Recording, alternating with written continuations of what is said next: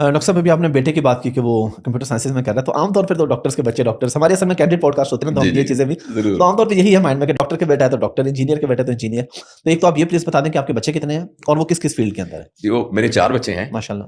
تو وہ جو پہلے 3 تھے نا وہ اسی ڈگر پر چل رہے تھے جو آپ نے بتائی ہے. ٹھیک ہے. اچھا وہ یہ ہے کہ ابا سے متاثر ہو کے اور ابا کی لیگیسی کو کنٹی، تو وہ میرے پہلے 3 بچے جو ہیں وہ ڈاکٹر ہیں. ماشاء اللہ. اور 2 بچوں کے بعد جب میری تیسری بیٹی ہے تو اس وقت تک مجھے کچھ سمجھ آ گئی تھی، تو میں نے اسے بہت زور لگایا. میں نے کہا بیٹا تم اس فیلڈ میں مت جاؤ، تم سوشل سائنسز میں جاؤ. وہ سب بچوں سے انٹیلیجنٹ تھی زیادہ. میں نے کہا تم سوشل سائنسز میں جاؤ، ہمیں بہت ضرورت ہے فلاسفرس کی، ہسٹورینس کی، ہمیں انٹرنیشنل ریلیشنس کے لوگوں کی ضرورت ہے.